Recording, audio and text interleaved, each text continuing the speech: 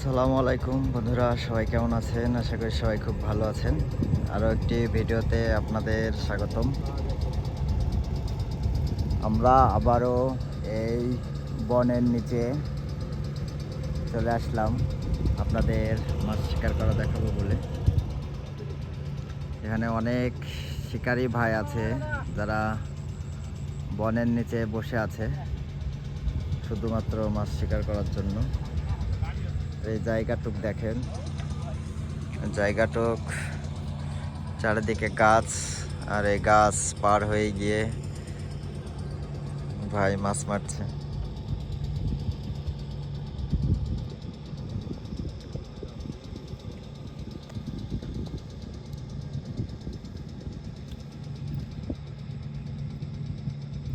দুপুরের পর আসতেন না সকালে আসতেন ভাই? দুপুরে সকালে একজন নাকি 3-4 কেজি ওজনের কাতল পাইছিল, কিন্তু আমরা আইসি পাইনি দেখতে। সকালে পাওয়া মাত্রই চলে এলছে।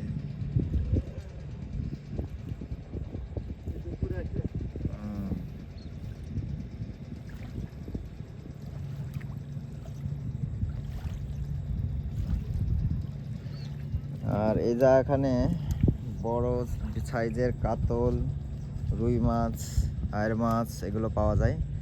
আর সবচাইতে বেশি পাওয়া যায় হচ্ছে কালবাউস। মানে কালবাউস হচ্ছে এই নদীর জাতীয় মাছ।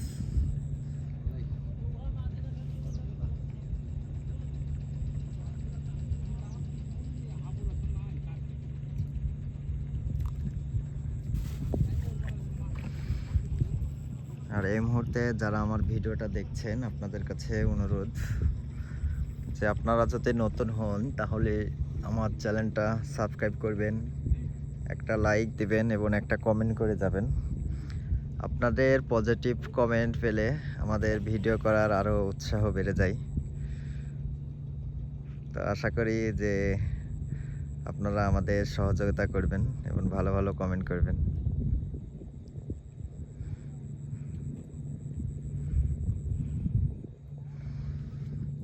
দূরে আপনাদের একটা জিনিস দেখাই, এখানে একটা পানকড়ি আছে, সে কিন্তু এখনই মাছ শিকার করে আবার এখানে বসলো।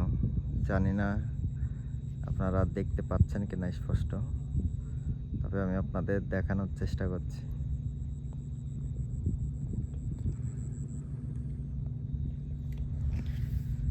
মাছ যার খাইছেই না আজ। এই চাচা শুধু একটা পুঁটি পাইছে ছোট, তাছাড়া একটা মাছও দেখলাম না আজ।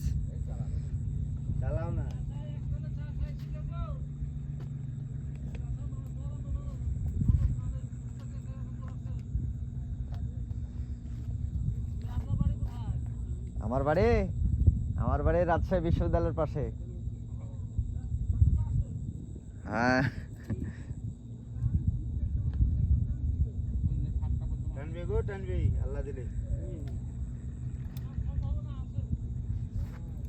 হ্যাঁ, মাছ মাছ বের হবে তো এখন।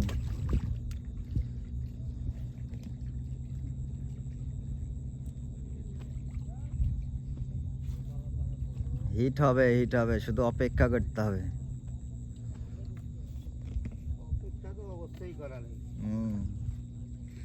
নদীর মাছ মানে অপেক্ষা। পুকুরে মাছ মেরে তো মজা নাই।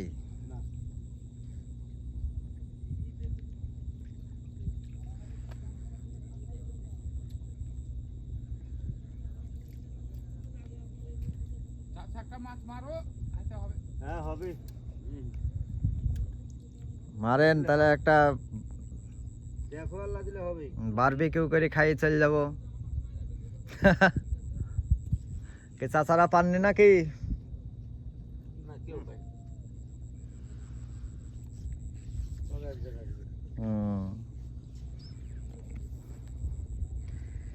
তো আজকের মতো বিদায় নিব।